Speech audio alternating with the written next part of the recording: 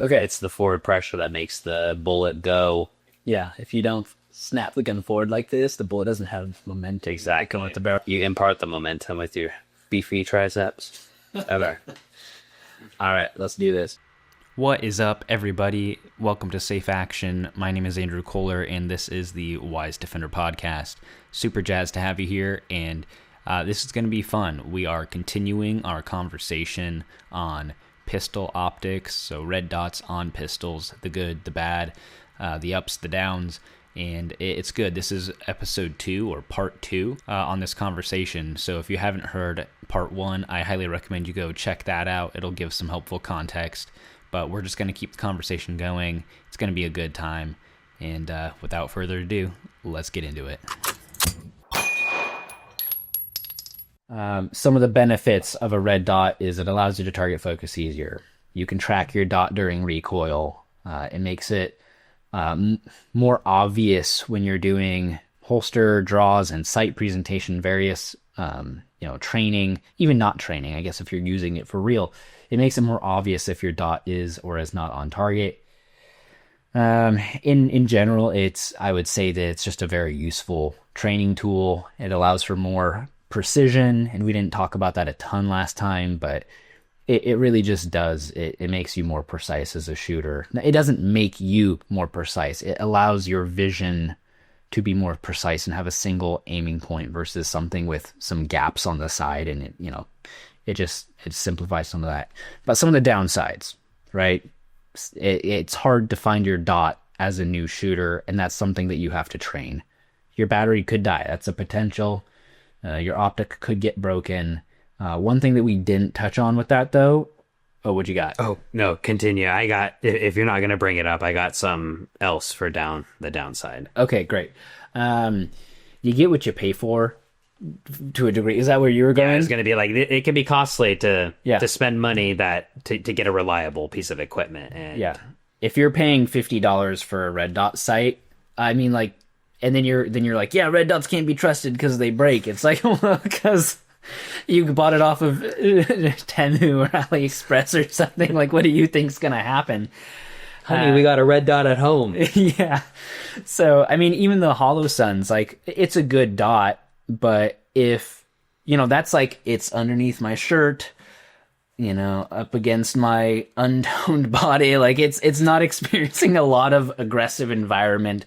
But, if I was going to be carrying this outside the waistband, especially if I'm hiking around or you're in the woods, you're in the backcountry of Alaska, or maybe you're a police officer and you might be rolling around on the ground, on the concrete with a suspect. Yeah, go with something beefier, like a Trijicon or, an aim point, something that's more durable that you can really trust in adverse settings. You can just knock around.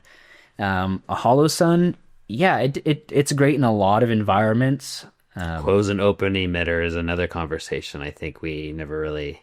I think we might have an opportunity to get to that when we talk about features. Wonderful. But yeah, that's related to all of this as well. Like, so choosing the dot that is gonna be good for the environment that you're in, where if you're worried about the dot not being durable enough, then buy the most durable dot that you can afford. And if you can afford a lot, then you can buy something that's going to be pretty darn solid. You can find videos of people dropping, large rifle. I mean, whatever, like a 16-inch AR, which is, I would not say light. Like, sure, it's not super heavy either, but dropping that gun with a scope with an RMR on top of that, and the RMR hits the ground first, or drop it upside down, and it just makes full contact on a brick, and then they pick it up and shoot it. And it's like, okay, these things can be durable, but of course, this was actually a point that someone I was talking to made when they were articulating how red dots are not reliable. This is a snippet from like 20 plus years ago, but things changed. Yeah, cell phones were the size of this table then.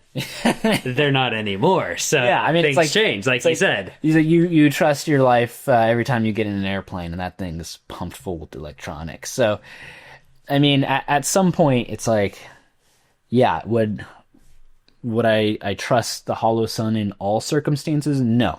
Would I trust an RMR in all circumstances?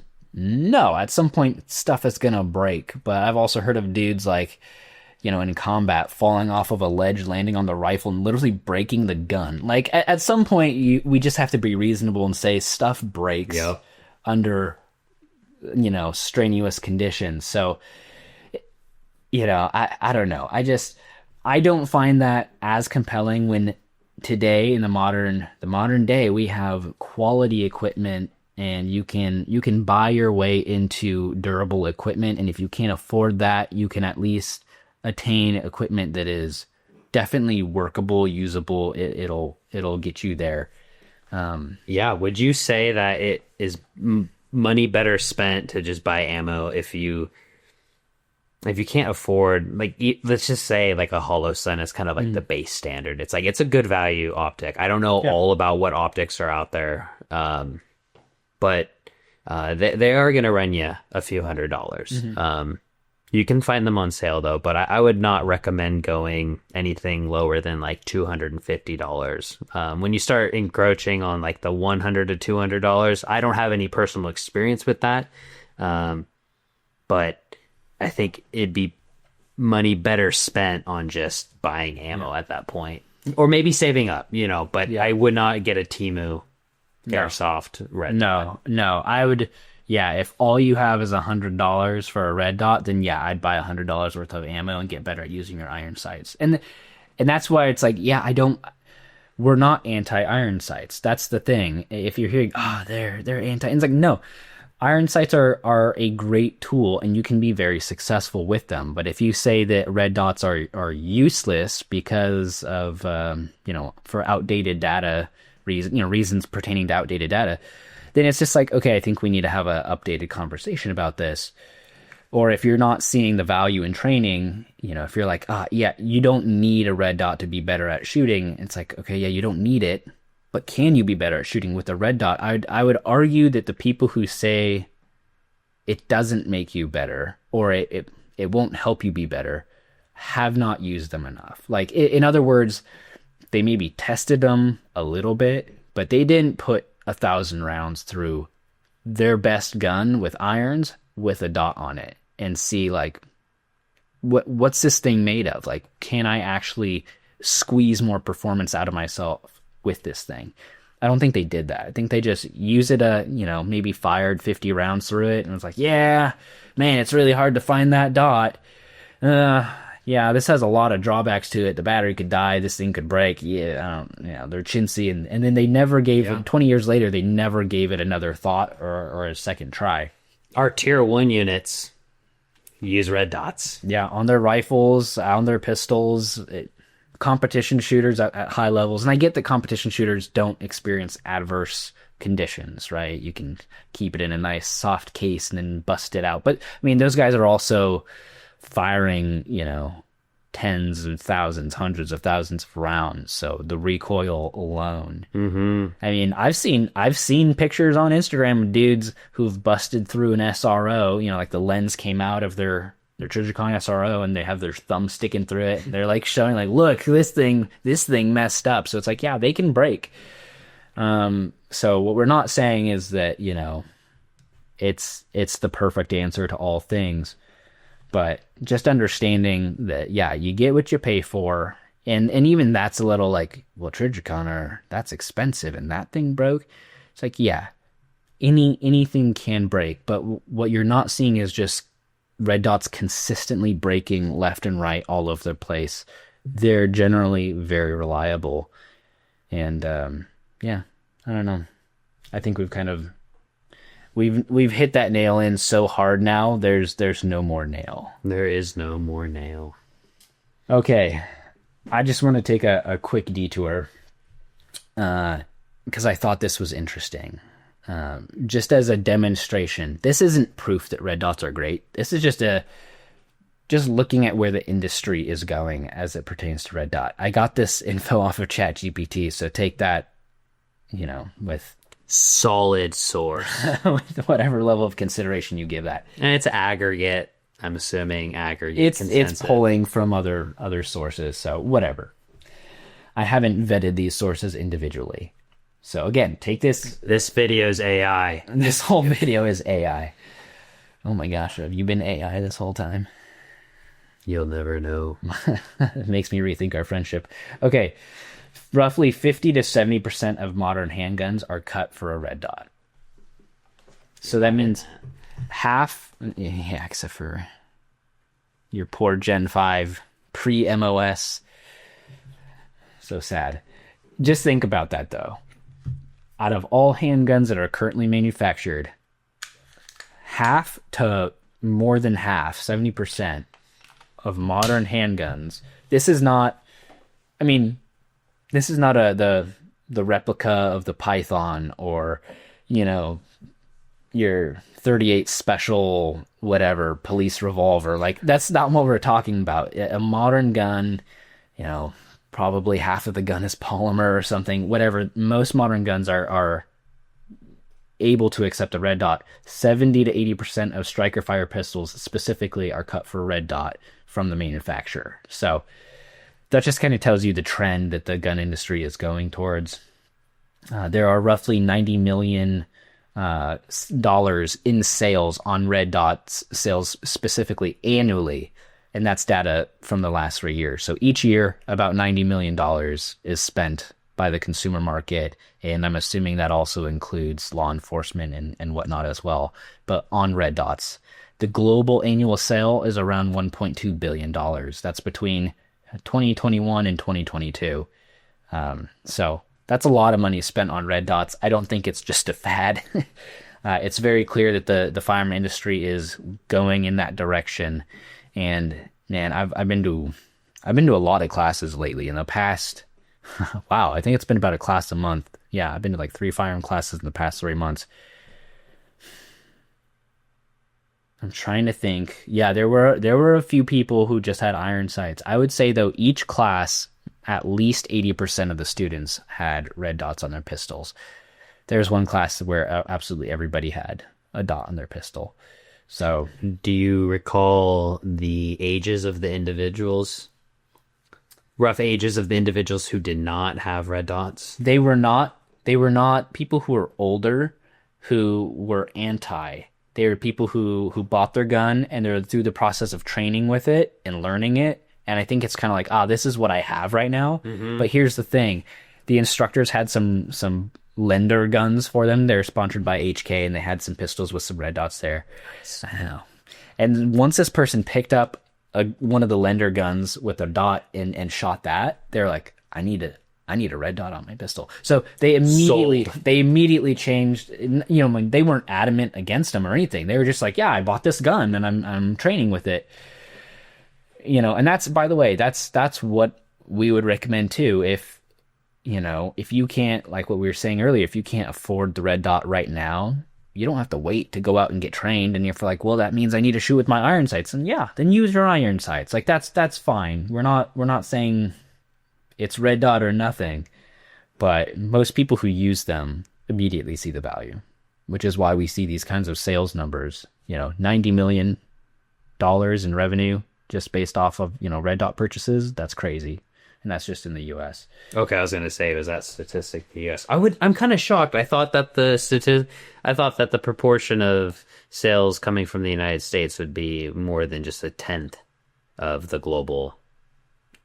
But then again, I don't know, and I don't know how they're calculating in military spending into this as well. So gotcha. I think that might have just been civilian market. Because I was going to say that 1.2 billion, 1.1 billion of that is the United States. Yeah. And here's the deal. If you hear these and it's like, that doesn't sound right, and you have more accurate data than what ChatGPT has given us, leave it in the chat. We want that data. We're nerds that way. I just see more people with red dots on their pistols than not. Yeah.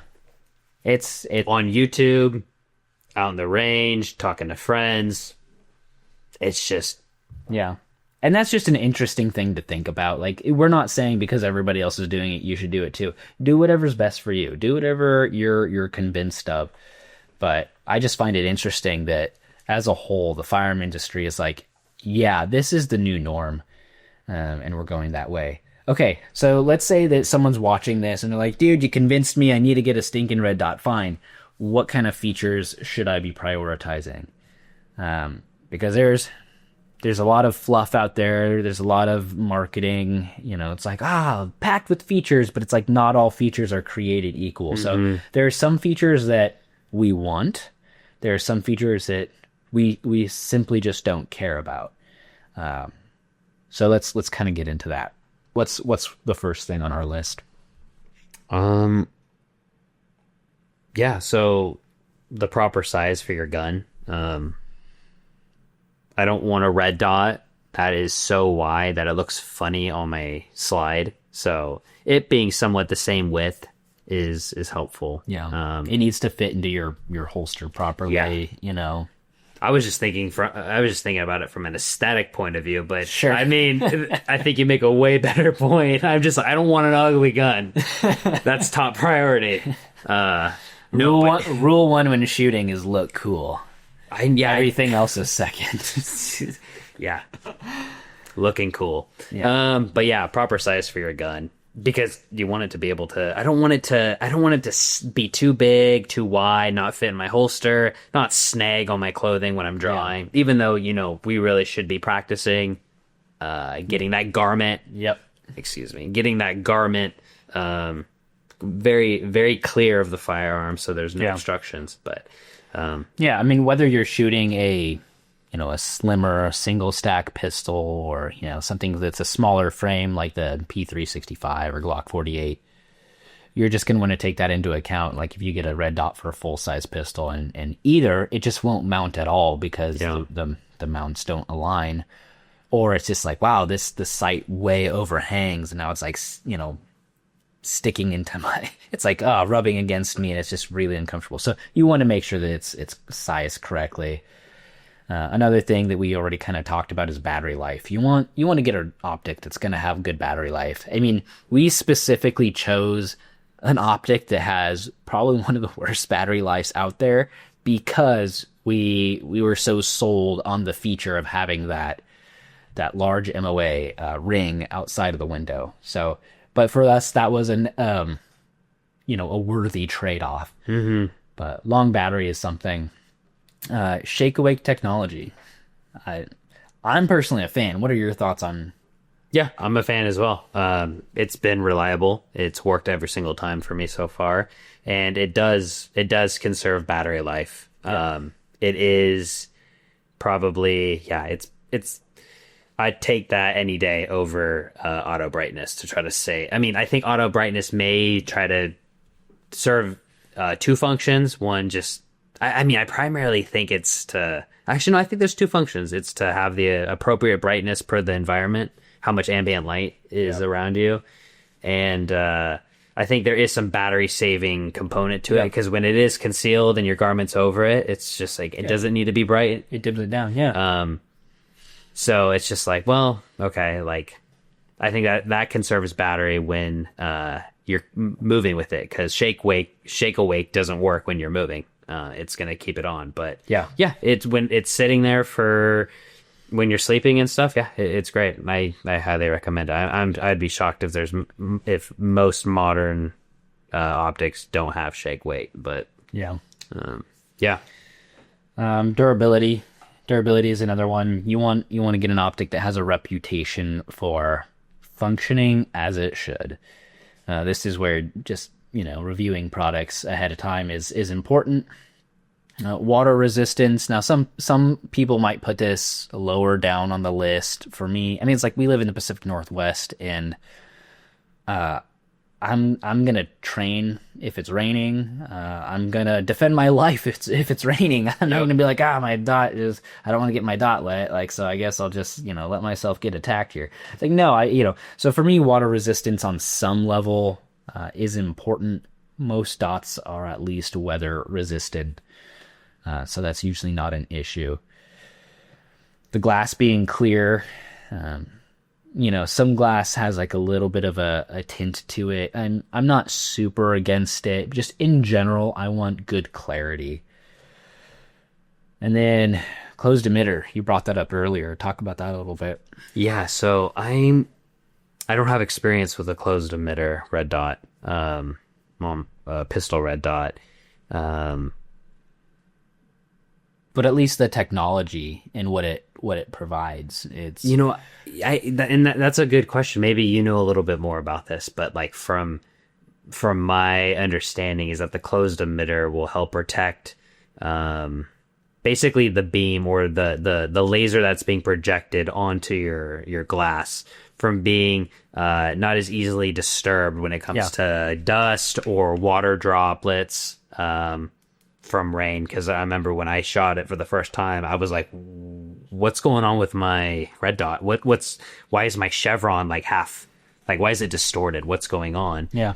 And it was raining, and I put two together, and I'm like, is it the water droplet? And you're just like, yeah. And I'm like, wait, what? So I didn't know a whole bunch at the time. I just knew I liked your red dot model, but I didn't do that much research into it. And I'm like, oh, okay. It concerned me a little bit, but then we kind of reasoned through it, and I'm like, okay, the chances of like, if I'm drawing for real and I'm needing to use it, it's like, yeah, I mean, that's part of its environment, like if it's going to be an outside the waistband gun, and you're going to be, or it's a gun that you wear on your chest while you're hunting, and you're going to be like army crawling through the brush to try to line up your shot, and there's dirt and pine needles getting all over it. Like, yeah, closed emitter for that. Closed emitter, absolutely. The rain sucks. When it rains, you do have a limited amount of time until your dot is going to become less useful, and it's going to be harder to see because of what you articulated. So you can still see it though. Yeah, you can still see it. It's still there, and you're like, okay, well, it just caught me off guard. I didn't know what was going on. I thought my red dot was broken, or I was like, what's going on here? But yeah, busted. Yeah, so closed emitter can be helpful depending on weather conditions. And it just adds to some of the durability of it because the whole unit is enclosed, kind of like a rifle red dot, but just smaller. Mounting type, when you're getting into, red dots and whatnot, you just have to know if your slide is already cut for something specific, then you're kind of stuck with that unless you get an adapter plate. A lot of manufacturers now are pretty good about including, they kind of have their own generic mount, and then they have adapter plates included, or you can get aftermarket ones. I have the factory adapter plate on my Glock, and people complain about it. I don't get it, man. I've never had an issue with Zero or my sight coming loose or anything like that. It's been just fine. So I don't know, but some people like to get aftermarket plates. But there's the RMR cut. That's probably the most popular. That one is based off the Trijicon RMR. You'll sometimes see the word doctor cut. That's more of like the Vortex sight pattern. Holosun, there's like the modified K cut. I don't know a ton about that, but like the Holosun EPS uses that mount. And then Smith & Wesson, they call they use the word types, so they have different plate types. And so that's just kind of something to be aware. But, again, that's a manufacturer that will include multiple types, and it should cover whatever dot you have. Leupold or SIG or Trijicon, doesn't really matter. You'll have an option there for you. We already brought this up earlier when we were talking about this specific optic, but a feature that I like to look for is side loading for the battery. I do have an RMR, I think it's the Gen 2, where you have to remove the sight from your pistol or whatever it's on, in order to swap out the battery. And every time I've done that, it has messed with my Zero, and I have to, it's not drastic, but I do have to do a slight re-zeroing. So for me, that's a feature worth really looking for. This is something that people, I don't know, maybe this isn't super high on my list, but I swear some of these manufacturers, I don't get it. This is a personal pet peeve. I would like to communicate to manufacturers: if you're going to make your adjustment knobs or dials for your dot a specific size or shape, at least make it so that it's adjustable with a variety of tools, because these proprietary tools that are required, at least for like the Holosun with the rounded edges, like you can kind of get a flathead screwdriver in there and use that, but man, it's just annoying when you're on the range and like I was at a class not too long ago and I needed to make a small adjustment. The Trijicon is actually even worse. You know what? Never mind. Holosun, you're off the hook. The Trijicon, it's like a rounded tip. So you need a tool that has like a rounded tip on it. Again, you can kind of make a flathead screwdriver work in a pinch, but it's definitely not meant for it. Guys, just please stop using or requiring proprietary tools for adjusting your zero on your optic. Just make it a flathead, please. But just understanding like, okay, does this require a specific tool? Yes, they should all come with it, but let's face it, those things are somewhere in the bottom of my range bag or somewhere in my garage, and they're never around when I need them. So I don't know. That wouldn't keep me from buying a dot, but it's just kind of an annoyance. Let Apple be Apple. Let them do all the proprietary stuff. Yeah, we don't need to make everything proprietary on your optic. Common battery types is a thing. You know, if you already have a standardized battery thing going on, like all your gear is CR2032, then yeah, it makes sense to try to find a dot that stays with that. Well, this is Chad's philosophy, isn't it? Is it? Yeah, he preached about that. Okay. I rolled my eyes a little bit, but yeah, I mean, so for me, I wouldn't, Chad. Sorry. I wouldn't let that keep me from buying a dot that checked all the other boxes. Yeah. Right? If it had the features that I want. For example, I have a ton of CR2032 accessories, rifle optics, all kinds of stuff. I have a couple pistol dots that use that battery. This Holosun takes a CR1632. And yeah, that's annoying having to have a second battery type laying around, but the features were worth it. So it's just something that you at least want to be aware of when you're purchasing your optic and knowing like, okay, am I going to have to also get new batteries with it? Or, you know, is this going to be compatible with all my other equipment? Do you have any other thoughts on features that you're interested in when it comes to your pistol red dot? I mean, for me, it's what's the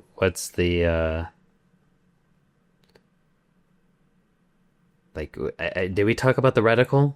No, we didn't. Adjustable reticles? Or just the reticle type? Oh, that's on my list of things that I don't care about. I don't know if you like that or not. Like, you mean being able to change your reticle? Oh, no. Just, we already did talk about the reticle type. Never mind. No. Okay. No. You're talking about just, is the reticle something that you would like to shoot with? So okay, because I'm sitting here. Why don't you touch on that? Because I was going to say that was the first thing that came to my mind was after getting I've shot several different types of red dots, but the red dots on pistol, actually no, just a few for pistol, but the chevron. The moment I saw that, I was like, I love this. So for me, it's just like the features that matter most for me is like, is it durable? Is it reliable? Is it going to just not crap out on me with a little being dinged up? And what kind of reticle is there? Does it have things like shake awake? And can I adjust the brightness and just like freeze it? I don't care so much about what battery it uses. But yeah, it's just like, does it look good on my gun? Is it obstructing my draw?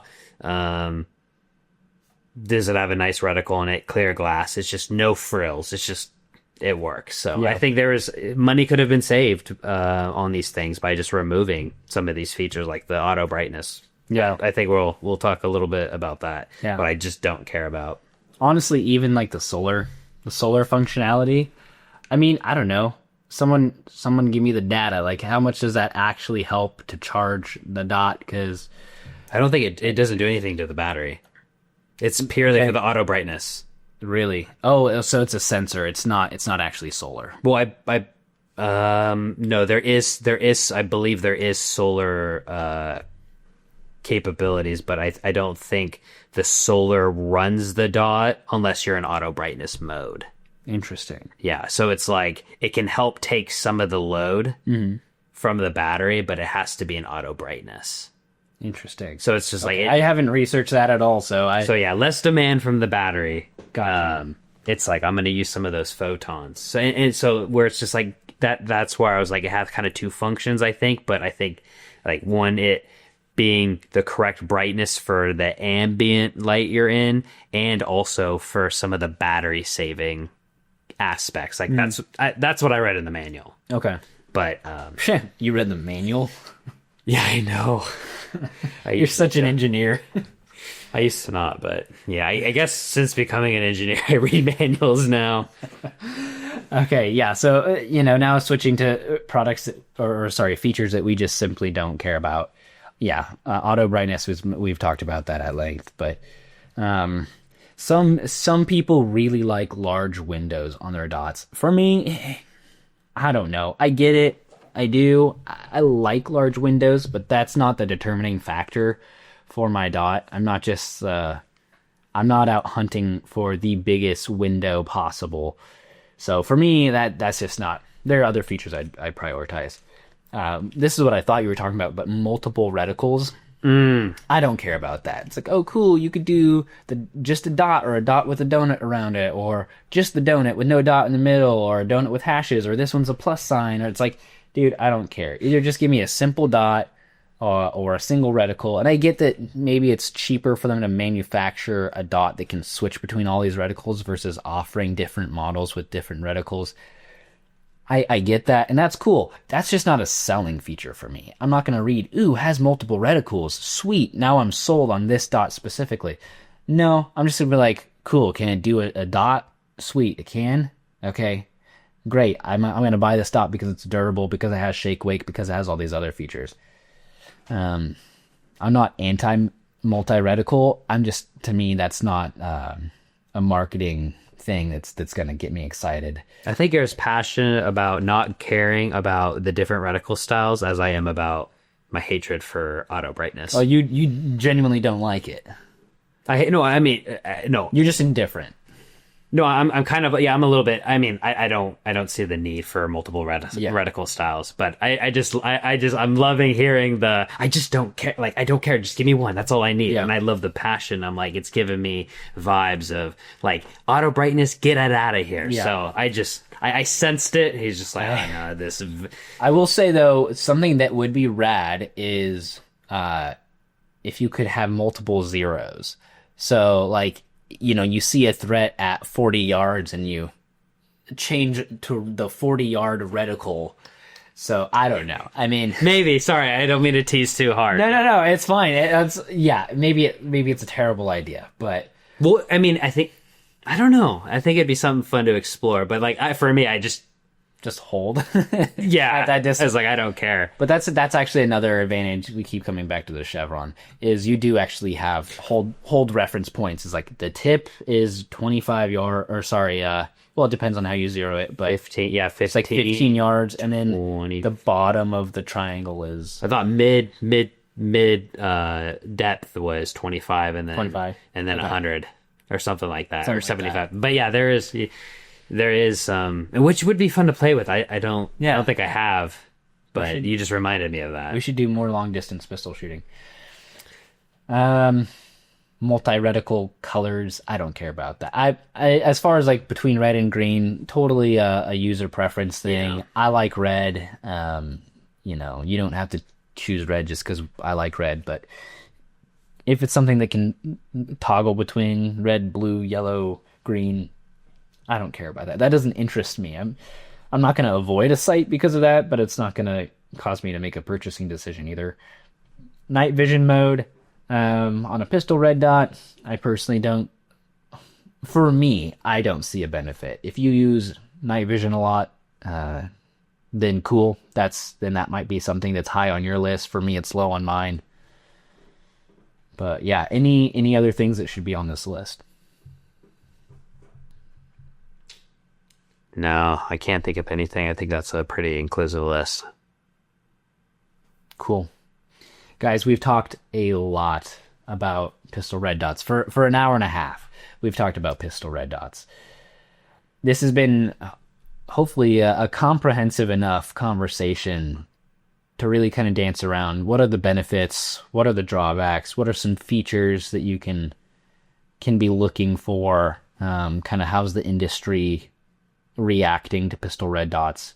But the core of this conversation just comes back to, do you need a pistol red dot to be a good shooter? The answer is absolutely no.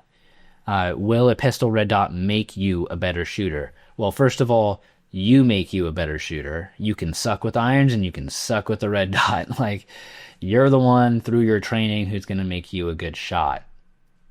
But you with irons versus you with a red dot, I'm sorry, I would say objectively speaking, I mean, unless there's, like physically like stigmatism or something, I don't know, that makes it difficult for you to use a red dot.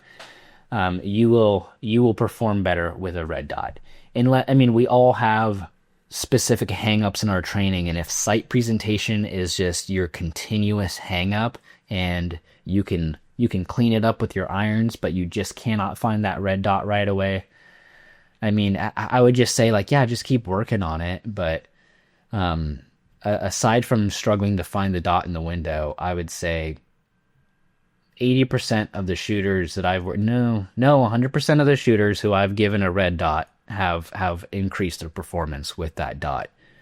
So I saw it when I gave Grace my pistol with the red dot and she shot. She's like, oh my gosh, I know where I'm aiming now. I mean, she's still a great shot with irons, but it was so much. If she was able to just get tighter grippings, and her cadence just picked up. Yeah. So then again, I think she's naturally good. But yeah, I would say I've never seen anybody that didn't train with the red dots suck more. Yeah. Your performance doesn't decrease usually. I mean, again, like the only, like at the beginning, acquiring the dot is the only area that hangs people up, but you just train through that. Yep. Yeah, it's been a fun conversation. It has been. So a long podcast episode, but we do have one more segment that we're going to wrap up with. Oh yeah. I think this is one of my favorite segments for sure. I say that about all of them, but this one is called, I don't know. I'm still workshopping the name. If you guys think of a better name for this, leave it in the comments. Right now, I just call this AI generated. Basically, we give AI a prompt, something gun related, and we just see what it does with that. So the prompt for this one was astronaut target shooting in outer space. And I forget if this was the first. Yeah, I think this was the first one that it gave me. I mean, first of all, pretty good as far as AI generated images. I'm very impressed at that pistol. I'm very impressed at that pistol. Now, that looks like a one-armed pistol presentation. I think so. I mean, maybe those are fingers. Oh, right no. there. I think those are his left hand fingers. It's just his left hand is covered up by his right hand. Yeah, usually it's, put your finger on the trigger when you're ready to fire. Yeah, he's not aiming. Not even pointing. He's aiming, but he's not aimed at the target. Yeah. So that looks like a. It has a hammer on it. So okay.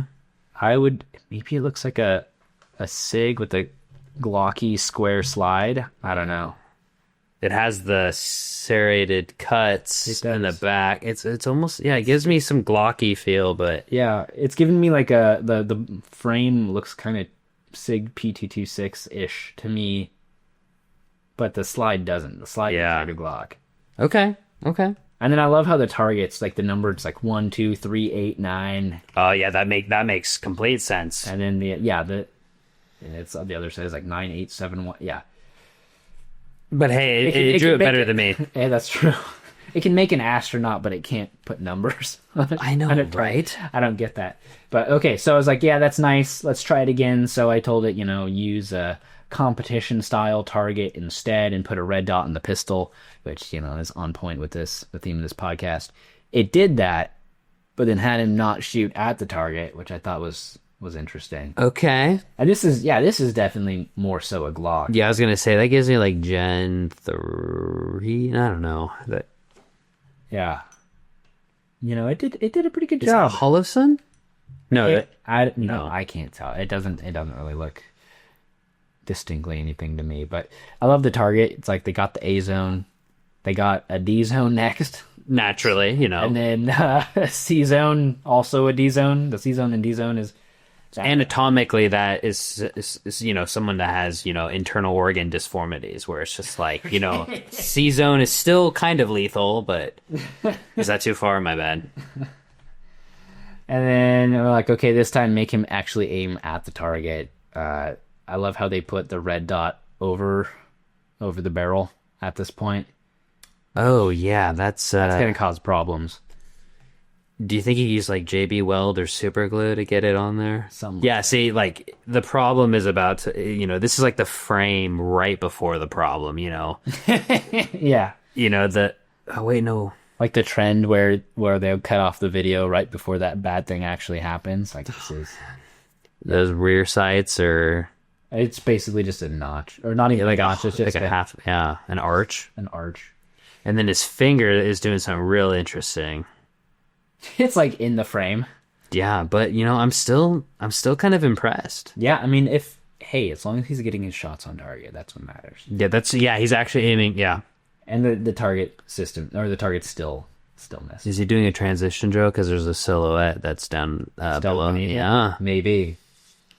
I don't know. I guess you could do that in outer space. It's just have the targets floating all around. Yeah, see, he's going to shoot it, and since there's a lever arm around his center of gravity, he'll do a backflip and go backwards at the same time. And then when he comes full revolution, then he's going to take another shot at the lower silhouette. So this is a transition spin drill. We're gonna start having science class. That's also, that's a different segment of the podcast. All right, this was the last attempt. I was like, yeah, just give me another one, see what it looks like, and I don't know. I think it's better. Yeah, it looks good. The red dots further rear of this, you know, not on the actual Yeah. chamber. Yeah, I just think it's funny that, you know, AI can do this in the first place, and I'm still like, you know, if I wanted this created customly, is that a word? If I wanted this custom made, it would take an artist like a few days to get something back to me, you know, and that's maybe ambitious. And AI did it in 5 minutes, and I'm still like, oh, this is taking forever. I know. Still can't. I'm not patient enough. That's true. It's a whole nother conversation, but My lack of patience. yeah. All right. Well, thanks guys for joining. If you're still around at this point, then you're a real one for sure. But yeah, I would love your feedback in the comments down below. What you think of this? These kind of more long format conversations where we deep dive into a specific topic and kind of touch on some of the surrounding points that, you know, interact with something like this. Also, let us know what you think about these segments. You know, gear highlights and the AI generated stuff. I think it's just fun. Good way to spend an evening. But anything else you'd like to add before we do send off? Train. Yes, thank you. Yes, please train. Don't just slap a red dot on your pistol and think that you're just gonna Nope. all of a sudden channel the shooting gods and have skill all of a sudden. All right, thanks y'all. Hope you enjoyed, and until next time, see you on the range.